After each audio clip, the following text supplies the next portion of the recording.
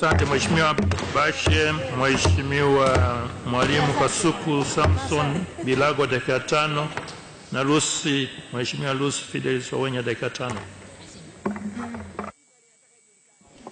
Mheshimiwa Mwenyekiti, nashukuru kwa kunipa fursa. Kwanza nitumie fursa hii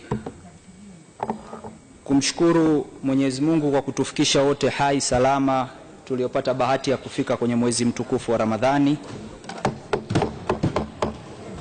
Na Mwenyezi Mungu atujalie tuweze kuufunga kwa amani na utulivu. Mheshimiwa Mwenyekiti, mimi nianze hotuba yangu na mchango wangu kwa maneno yafuatayo. Jukumu la msingi la Wizara ya Fedha kama wizara ni administrator anayesimamia utekelezaji wa kitu kinachoitwa fiscal policy. Na fiscal policy ndio instrument inayotumika na serikali kukusanya fedha na inayoguide serikali sehemu ya kutumia fedha hizo kwa lengo moja tu la msingi: kusaidia na kuchochea ukuaji wa uchumi. Mheshimiwa Mwenyekiti, nimefanya tathmini yangu kwa kina. Leo tuna mwaka mmoja. Nimekaa najiuliza maswali na naongea kwa polepole sana. Nini dhamira ya wataalamu walioko katika Wizara ya Fedha? Mheshimiwa Mwenyekiti, usimamiaji na utekelezaji wa jambo hili una veiko mbili tu. Moja yenye dhamira ya kupambana na mfumuko wa bei. Hapo ndipo serikali itaweka kodi ili kupunguza purchasing power ya watu. Lakini katika kuchochea uchumi, ingine ni serikali kutumia sera yake ya kodi ili kupunguza sehemu mbalimbali wanazotoza kodi ili kukuza uchumi, na hasa pale ambapo biashara zinapokuwa chini. Mheshimiwa Mwenyekiti, nitamtolea mfano mlipa kodi mmoja mkubwa anaitwa TBL. TBL baada ya mabadiliko ya kodi ya mwaka jana, Mheshimiwa Mwenyekiti, kodi anayolipa kwa mwaka huu wa fedha wa 16 na 17 tunaomaliza imeshuka kwa bilioni 50. Huyu ni TBL. Kwa nini? Kwa sababu ya imposition of excise duty. Mheshimiwa Mwenyekiti, taarifa za Wizara ya Fedha zinaonyesha kushuka kwa makusanyo ya kodi ya PAYE. Taarifa ya makusanyo ya fedha ya Wizara ya Fedha inaonyesha kushuka kwa VAT on import goods. Taarifa ya TPA inaonyesha kushuka kwa mapato kwa 13% ya bandari yetu. Kwa nini? Kwa sababu ya imposition ya VAT on transit goods. Mimi najiuliza swali, wataalamu wa Wizara ya Fedha wanafikiri nini? Mwalimu wangu wa uchumi yumo humu ndani. I'm not an economist, lakini nimesoma basics. Najiuliza wao wanatoa wapi hizi thinking wanazo impose. Mheshimiwa Mwenyekiti, kwa taarifa za Wizara ya Fedha, biashara 7,700 zimefungwa nchi hii. Ajira zimepotea. Najiuliza maswali. What is the bottom line? Bottom line ni kukuza uchumi, Mheshimiwa Mwenyekiti. Mheshimiwa Mwenyekiti,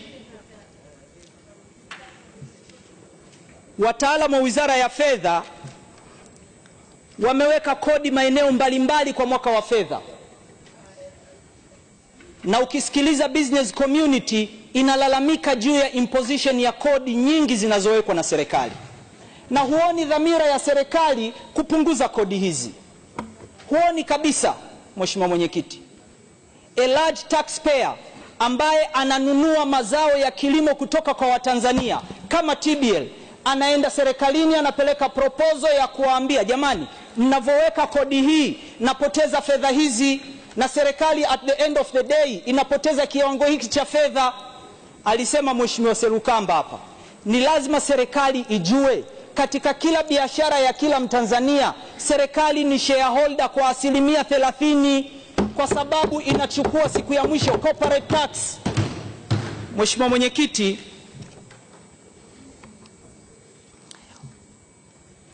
nataka nitoe mifano michache nimeitaja. Domestic VAT imeshuka, VAT on import imeshuka, domestic ya excise imeshuka, pay imeshuka, withholding tax imeshuka, corporate tax imeshuka.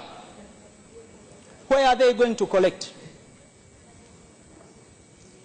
Wapi? Mheshimiwa Mwenyekiti, mimi nikuombe kaka yangu Mpango, nilisema mwaka jana na narudia leo ndani ya bunge hili, ninaheshimu sana your academic background. Either kuna mambo mawili, either kuna slow move ndani ya Wizara ya Fedha juu ya wataalamu kushauri serikali sawa sawa.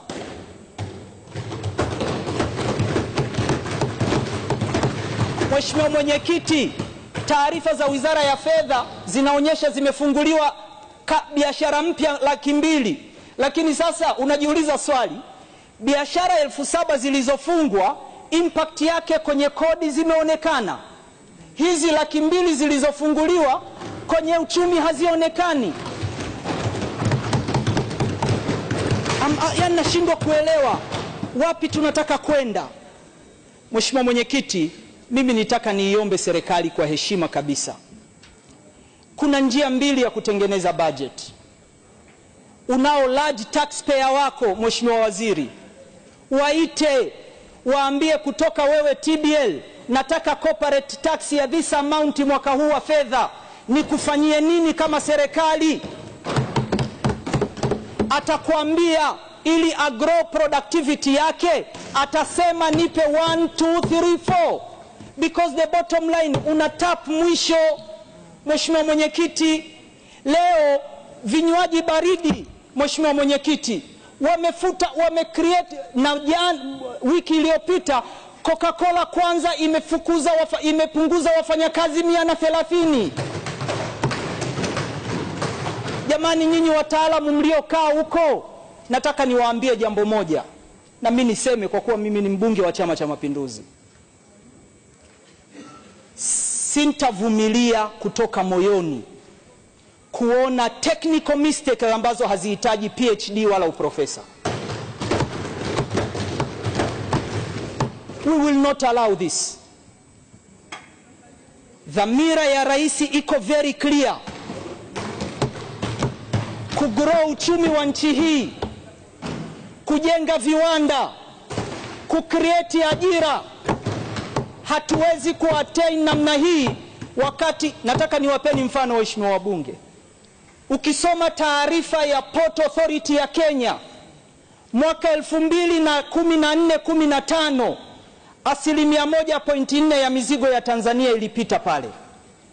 16-17, 2.7% ya mizigo ya Tanzania imepita Mombasa. Ina grow, maana yake wafanyabiashara wanahama, wanaenda kupitishia mizigo yao kwingine. Why? Mheshimiwa Mwenyekiti, principle ziko wazi. Serikali inakusanya kodi, haiwezi kukusanya kwa kodi kwa watu masikini. Haiwezi kukusanya kodi. Nataka niwapeni mfano waheshimiwa wabunge.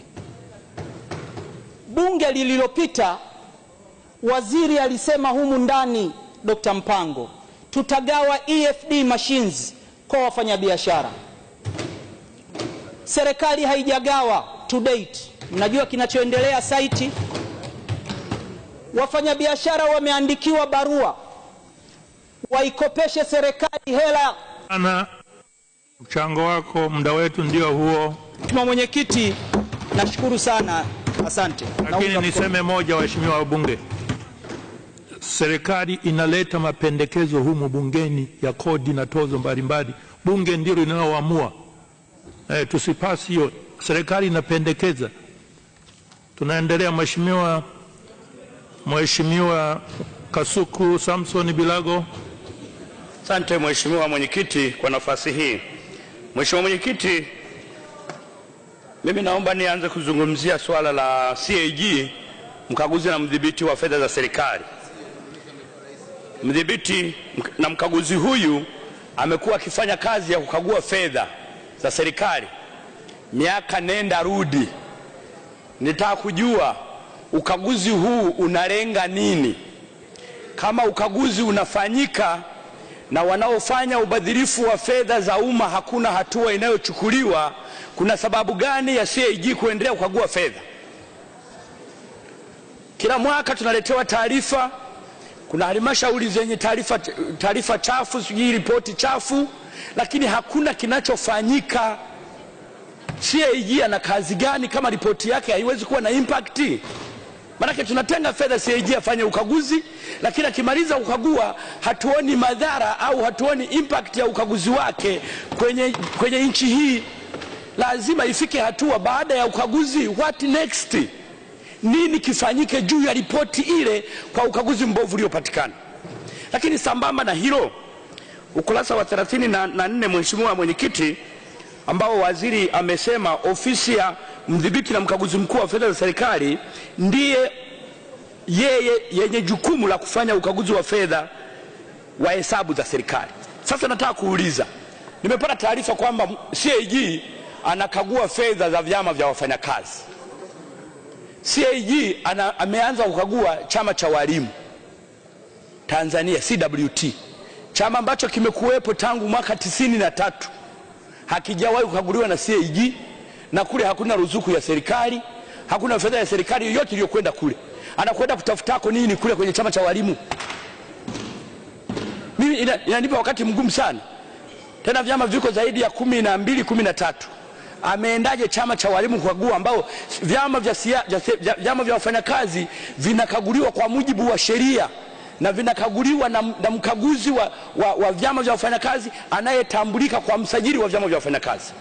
Huyu CAG amekwenda kufanyako nini kule? Kama sio kuna jambo fulani mtu anafikiri limefanyika, anatuma CAG kwenda kukagua fedha ambazo zimekwisha kaguliwa. Na ripoti ya vyama vya wafanyakazi, fedha zote zinakaguliwa mwezi wa 3, na taarifa lazima ifike kwa msimamizi kwa msajili wa vyama vya wafanyakazi si zaidi ya tarehe 30 mwezi wa 3. Leo CAG yuko chama cha walimu anakagua fedha.